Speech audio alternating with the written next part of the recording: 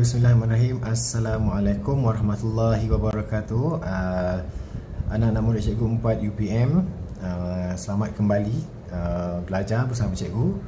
Hari ini 14 Jun 2021, kita akan teruskan pembelajaran dan pengajaran kita secara online. Jadi hari ini cikgu nak kamu semua buka muka surat 87, buku teks sains tahun 4. Buka muka surat 87. Kita akan belajar sifat cahaya. Hari ini apakah sifat cahaya?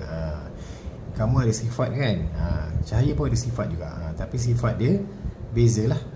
Macam mana kamu? Contohnya kita punya sifat macam mana? Apakah sifat manusia? Manusia berjalan, manusia boleh macam mana bergerak, manusia boleh bernafas. Itu sifat-sifat lah. Sekarang kita nak tengok apakah sifat cahaya. Kamu tahu tak, cahaya ni ada sifat dia. Okay, apakah cahaya? Apakah sifat-sifat kepada cahaya ni? Kita akan belajar pada hari ini. Muka surat 87, sifat cahaya. Kita tengok halaman rangsangan ni, unit 5. Situasinya di tepi air terjun, di kawasan air terjun. Okay, apa yang kamu nampak dalam gambar ni? Okey, soalan ditanya, apakah yang dapat kamu perhatikan pada permukaan air? Okay. Tengok pada permukaan air ni apa kita nampak kat sini? Kita tengok budak ni, dia tengok dekat air ni, apa yang dia nampak? Apa ni? Dia nampak wajah dia sendiri kan?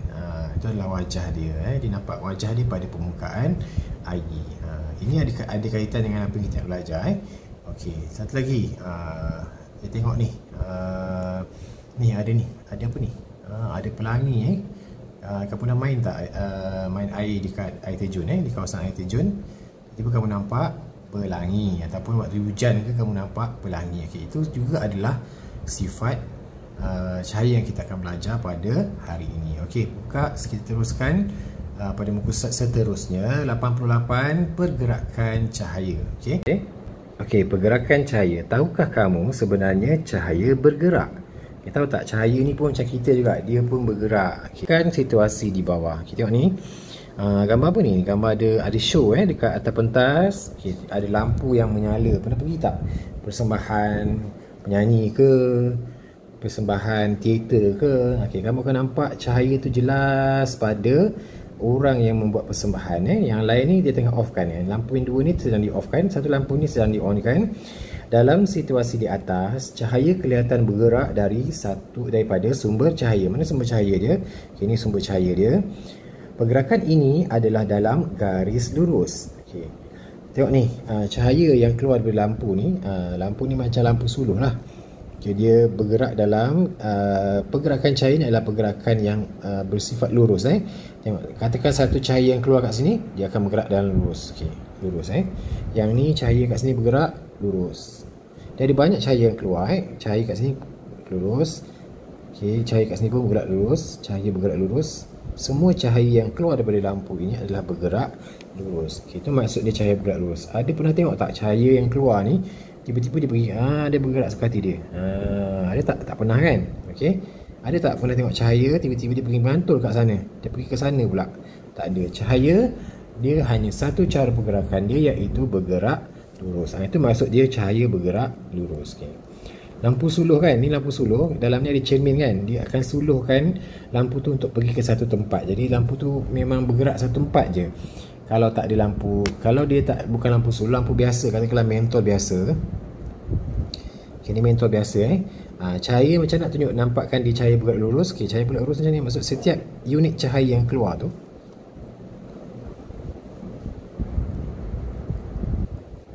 bergerak lurus. Nampak? Semuanya bergerak lurus. Okey, itu maksud dia cahaya bergerak lurus. Okey, seterusnya. Banyak fenomena cahaya bergerak lurus yang berlaku di sekeliling kita. Perhatikan contoh di bawah. Kita tengok ni. Cahaya daripada lampu kereta. Cahaya lampu kereta ni yang keluar ni semuanya bergerak lurus. Lurus. Okey. Bergerak dalam pergerakan yang lurus. Banyak cahaya yang keluar. Bukanlah satu cahaya saja, dia ada banyak. Yang keluar ni, setiap satu yang keluar ni bergerak lurus. alur cahaya matahari pada cerahan pokok di kawasan hutan. Tengok cahaya matahari ni, cahaya matahari yang keluar ni kamu nampak kan, dia macam ni kan. Semua cahaya matahari yang menyinari kita ni bergerak lurus. Daripada cahaya tu, daripada matahari tu dia bergerak lurus. Okey. Cahaya daripada lampu helikopter, tengok ni, cahaya lampu helikopter ni dia bergerak lurus kalau tak bergerak lurus maksudnya dia bergerak bengkak-bengkok. Pernah tengok tak? Tak ada lampu semua bergerak, cahaya semuanya bergerak lurus. Itu yang dimaksudkan dengan cahaya bergerak lurus. Okey.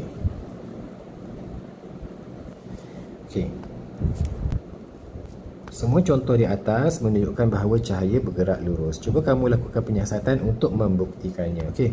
Hari ini cikgu nak tunjukkan satu penyiasatan pada muka surat 89 Okey, apa yang kita perlukan kalau kamu rajin buat kat rumah lah.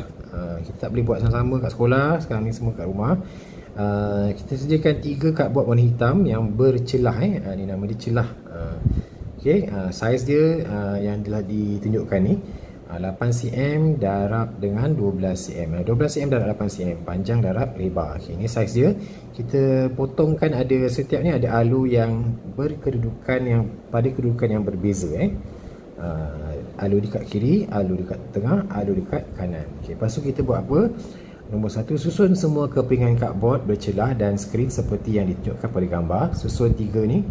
Hidupkan lampu slow dan perhatikan skrin. Okey, tengok skrin. Laraskan susunan celah sehingga kamu dapat melihat cahaya terbentuk pada skrin. Okey, kita kena mula-mula kita buat macam ni. Kemudian kita akan laraskan kedudukan cardboard ni sehingga terbentuklah cahaya pada skrin. Okey.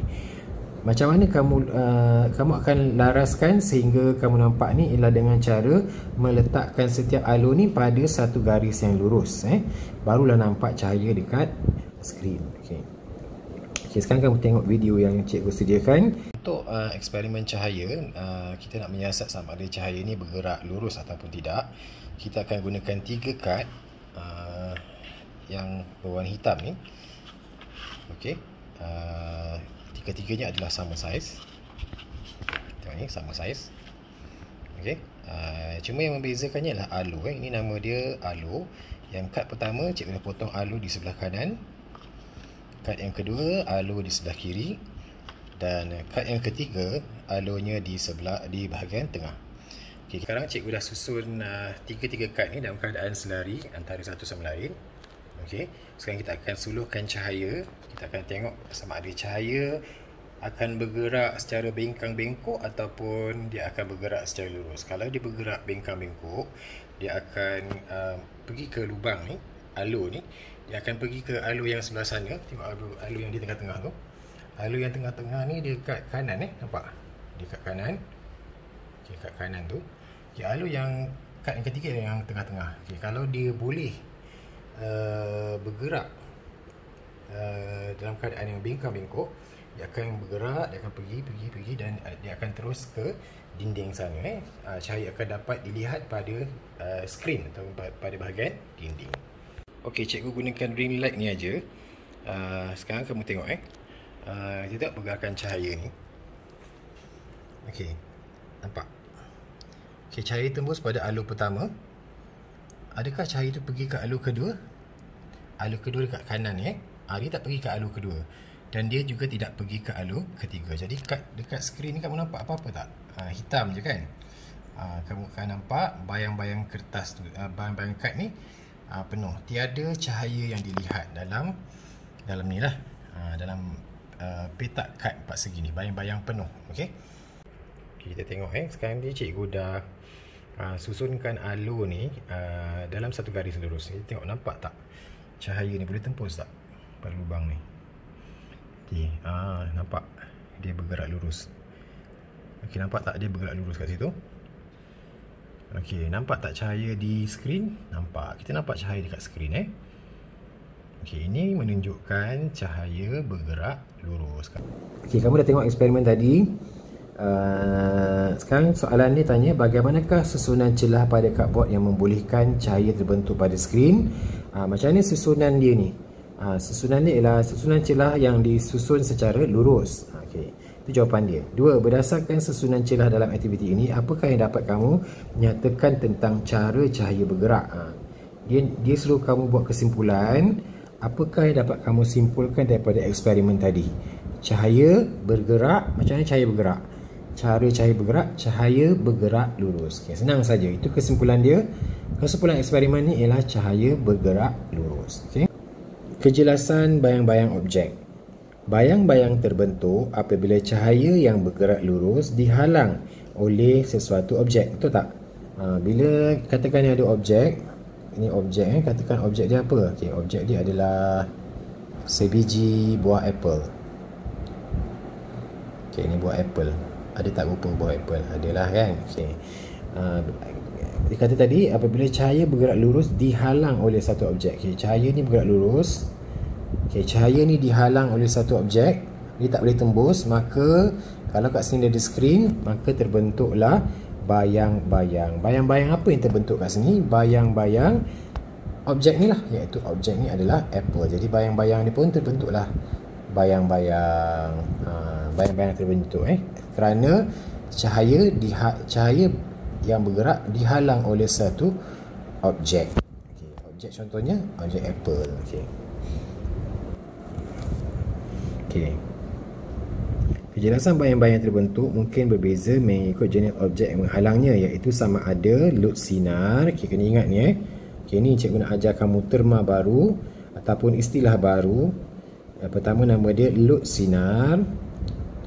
Kedua nama dia load cahaya. Ketiga namanya legap. Sebut sikit. Load sinar, load cahaya, ketiga legap. Okey. Jadi bergantung pada objek ni. Kalau sifat dia load, kalau yang macam ni, macam apple ni, kita panggil dia legap. Bila legap, cahaya betul-betul terhalang. Semua cahaya nak lalu sini tak boleh, terhalang. Jadi terbentuklah bayang-bayang yang jelas. Okey. Kalau load cahaya, dia terbentuk bayang-bayang tetapi tidak jelas.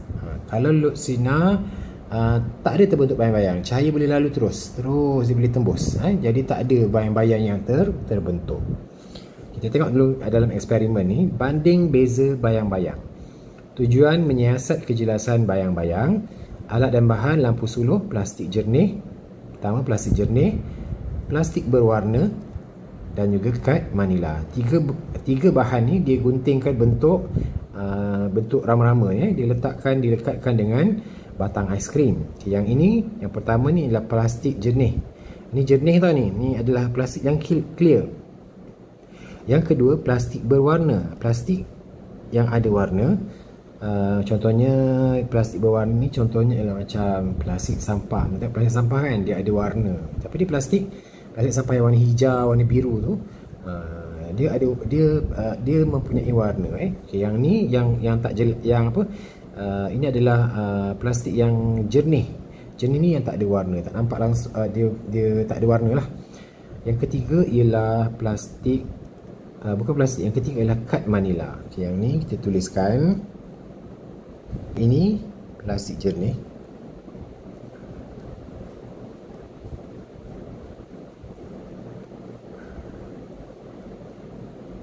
Yang ini plastik berwarna. Yang ini kad manila. Okay, cuba kamu buat kat rumah. Kamu ambil tiga barang ni, kamu guntinglah bentuk rama-rama ke, bentuk bulat ke, bentuk yang sama. Kalau tak ada, kalau malas nak gunting bentuk yang sama pun tak apa, kamu lekatkan dengan aiskrim ataupun kamu pegang saja pun boleh.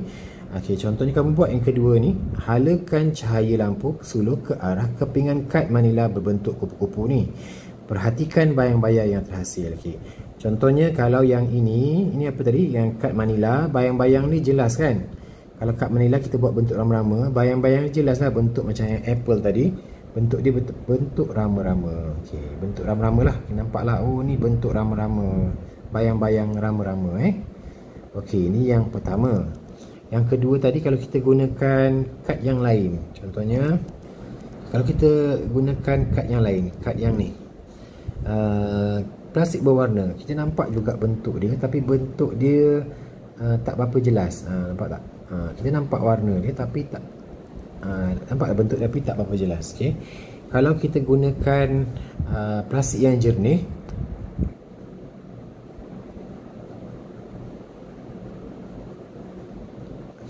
kalau guna plastik ini tak ada langsung bayang-bayang. Kita cuma nampak tepi-tepi ni lah sebab ada guntingan kat tepi ni. Kita tak nampak langsung bayang-bayang bayang-bayang rama-rama tadi. Okey. Jadi kalau yang ini, kalau ini kan, perhatikan dan rekodkan kejelasan bayang-bayang yang terbentuk dalam jadual seperti bawah. Kalau objek kad Manila, jelas ke tak bayang-bayang dia? Bayang-bayang dia jelas tak kalau kad Manila? Kad Manila bayang-bayang dia adalah, pilihan dia ada jelas, tidak jelas, tiada. Okey, kalau kad Manila bayang-bayang rama kita akan nampak dengan jelas. Okay, sekarang cikgu akan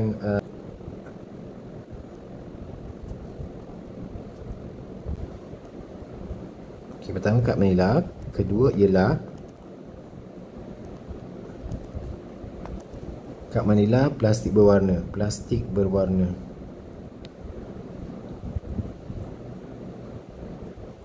yang ketiga adalah plastik jernih.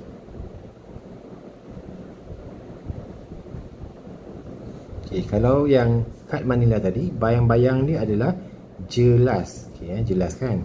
Okay, kalau yang kita gunakan plastik berwarna, bayang-bayang dia tidak jelas. Tidak jelas. Okay, plastik jernih. Okay, kalau plastik jernih, bayang-bayang dia adalah tiada. Tiada bayang-bayang. Tiada bayang-bayang. Tak ada bayang-bayang. Kita kira tak ada lah sebab dia yang tepi-tepi ni memang potongan dia kita akan nampak. Okay, bayang-bayang tu maksudnya dalam dia. Okey. Kenapa macam tu? Okey, nak terangkan kat sini. Berdasarkan aktiviti yang telah dijalankan, mari kita ikuti perbualan berikut.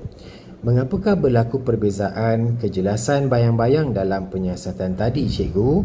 Plastik jernih ialah contoh objek luksina. Plastik jernih ialah luksina kerana membenarkan semua cahaya melaluinya. Okey, ni penting Cikgu nak kamu hafal. Kenapa plastik luksina ni kita boleh nampak, kita tak nampak bayang-bayang sebab dia membenarkan cahaya, membenarkan semua cahaya melaluinya. Ingat ni membenarkan semua cahaya melaluinya.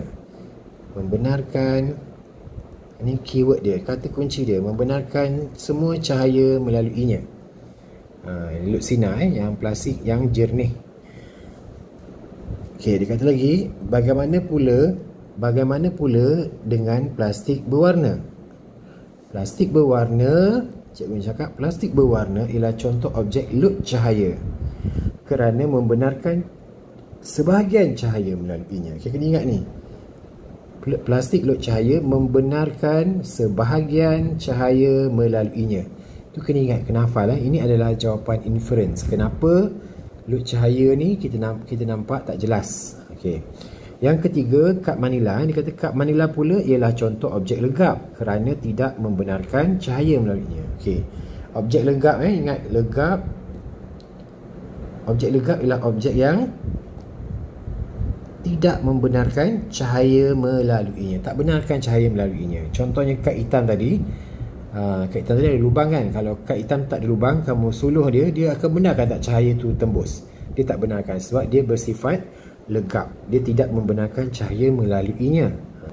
Soalan tanya kat sini, nyatakan kejelasan bayang-bayang yang terhasil pada plastik jernih. Plastik jernih saya cakap tadi kan. Plastik jernih, bayang-bayang dia cuba teka. Kalau plastik jernih, bayang-bayang ni adakah jelas, tidak jelas, ataupun tiada? Plastik jernih, kamu suluhkan cahaya pada plastik jernih, dia akan benarkan cahaya ke, tak benarkan cahaya ke, ataupun benarkan sebahagian saja? Kalau plastik jernih ialah bahan yang luksina. Dia akan benarkan semua cahaya melaluinya. Jadi ada tak, bila cahaya boleh lalu, ada tak bayang-bayang terbentuk? Tiada. Tiada bayang-bayang yang terbentuk. Jadi kita dah belajar tadi kejelasan bayang-bayang disebabkan oleh tiga jenis bahan, tiga jenis objek, iaitu lut sinar, lut cahaya dan juga legap. Okey, kerja rumah kamu hari ini kamu kena buat nota dalam ni ini adalah kena tuliskan dalam nota satu lah. Isnin tulis hari, tarikh, sifat cahaya. Cahaya bergerak macam mana? Dan juga kita buat contoh kat sini. Contoh lampu suluh. Okey, lukiskan dia punya pergerakan cahaya tu. Mentol lukiskan juga. Lepas tu yang kedua ialah bayang-bayang.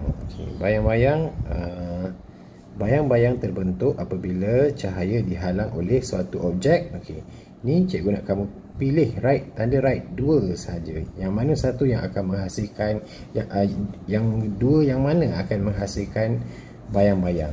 Adakah lut sinar dan lut cahaya, ataupun lut sinar dengan legap, ataupun lut cahaya dengan legap? Tandakan right kat tepi. Okey, 2A, objek lut sinar membenarkan berapa banyak cahaya menembusinya. Objek lut cahaya membenarkan berapa banyak cahaya menembusinya. C, objek legap apa pula? Okey, cikgu bagi pilihan jawapan kat sini untuk kamu isikan dekat atas. Okey, jawapan pertama tidak.